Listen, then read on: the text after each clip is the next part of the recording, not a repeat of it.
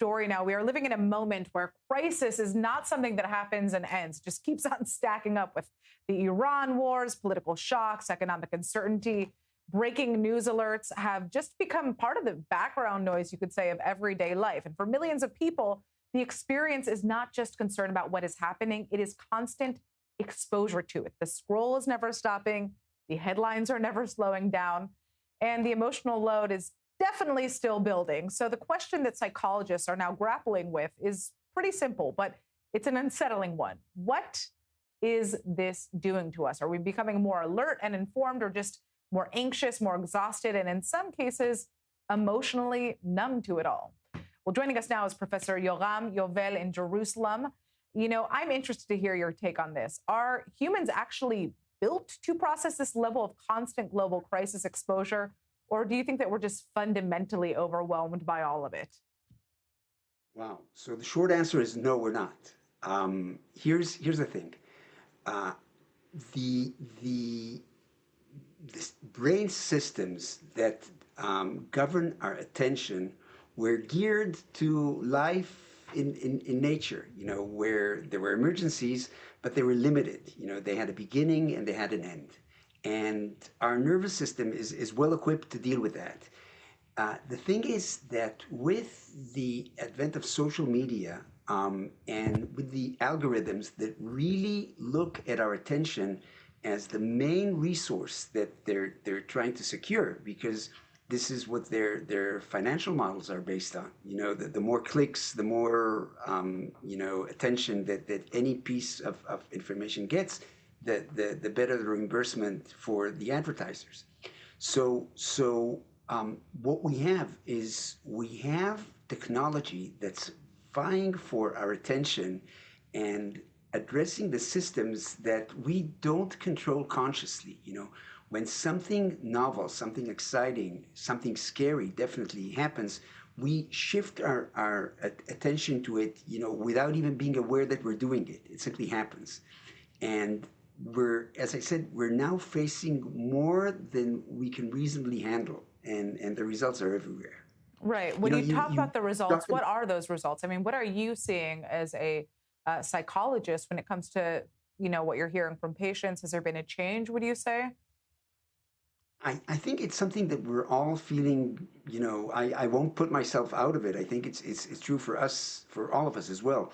And we're certainly more informed, but I think, and this is not only true for Israel, this is really true for the West. You can make the argument that here in Israel, we're seeing an extreme case of it, because the danger outside is more immediate, it's more present, but it would be true anywhere in the West.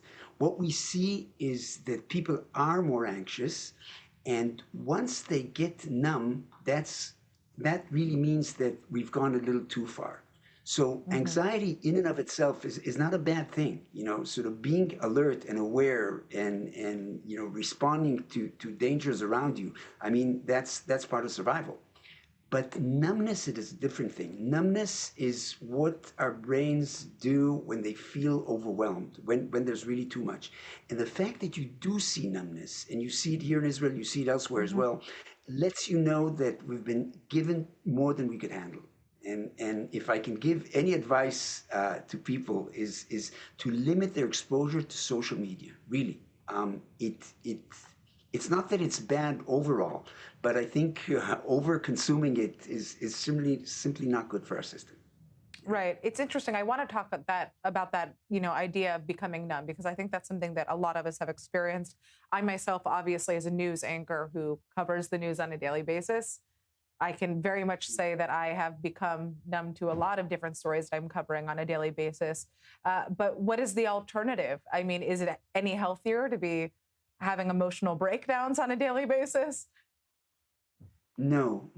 I think that what is healthier is to be exposed to what we need in order to survive well.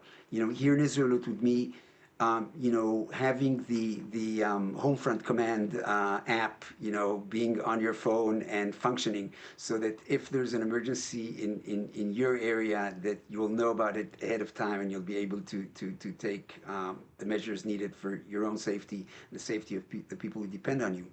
But but it would preclude, or it would mean being exposed less to things that we could do nothing about, but still grab our attention.